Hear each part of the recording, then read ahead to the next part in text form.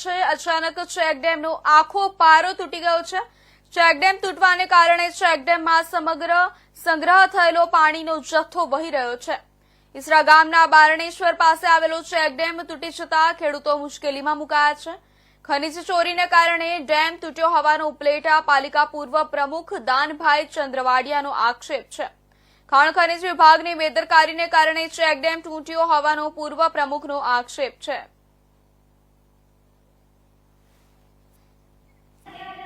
હું દાનભાઈ ચંદ્રવાડિયા, ઉપલેટા નગરપાલિકા પૂર્વ પ્રમુખ। આજે તમને એક દુઃખદ વાત કરવા માગું છું।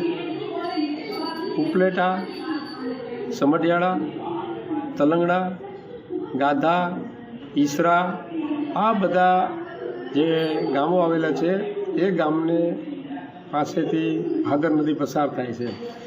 આ ભાદર નદી ઉપર અગાઉ આજથી 15 વર્ષ પહેલાં ચેકડેમ બનાવવામાં આવેલા હતા। જે ભદ્રેશ્વર એક છે ઉપલેટામાં બનાવવામાં આવેલો હતો એ 45 લાખના ખર્ચે બનાવવામાં આવેલો હતો।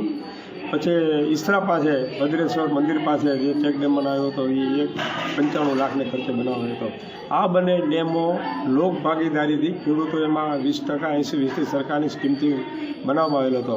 પણ એક દુઃખદ વાત છે કે 4 વર્ષ પહેલાં ઉપલેટા સીમને જે ભાદર નદીને કાંઠો પર આવેલો હતો એ ચેકડેમ તૂટી ગયો હતો।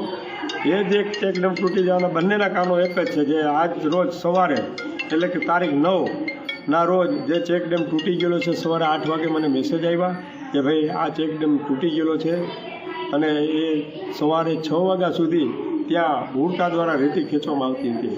આ બંને ચેકડેમો છે એ રેતીની અંદર 30 ફૂટ જેવી રેતી ખસેડી અને એ બનાવવામાં આવેલા હતા। હવે અવારનવાર આ બાબતે ઇરિગેશન વિભાગ અને ખાણ ખનિજ વિભાગને જાણ કરવામાં આવેલી હતી કે આ ચેકડેમો ફરતેથી જે રેતી ઉપાડી લેવામાં આવશે તો આ ચેકડેમો તૂટી જશે। પણ આ તંત્રએ કોઈ દી કંઈ ધ્યાન ના આપ્યું નહીં અને છેલ્લે ખેડૂતોને આ પાયમાલ તરફ લઈ ગયા છે। આની ઉપર હજારો હેક્ટર જમીન છે એ ખેડૂતો આમાંથી પિયત તરીકે ઉપયોગ કરતા હતા। હવે આ બંને ચેકડેમો તૂટી જવાથી આ પાણી એકદમ નીચેના ભાગમાં વહી ગયેલું છે અને આ બધા કાંઠાના ખેડૂતો છે એ પાણી વગરના થઈ જશે।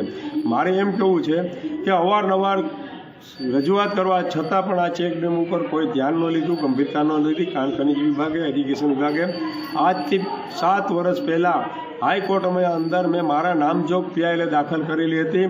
એ કેસ હજી પૂરો નથી થયો અને એ કેસ આજ પેન્ડિંગમાં આવેલો છે। હવે મારે આ બધા જે કોઈ જવાબદારો છે એની સામે મારે કાયદેસરની કાર્યવાહી કરવી જોઈશે। ખેડૂતોને એ વખતે ખ્યાલ નહોતો કે આ ચેકડેમો તૂટી જશે। મારી રજૂઆત હતી ત્યારે ખેડૂતોને એમ લાગતું હતું કે આ ચેકડેમ તૂટે। આ જ લોકોએ સ્વીકાર્યું છે કે આ રેતી ઉપાડી લેવાથી આ ચેકડેમ તૂટી ગયેલો છે।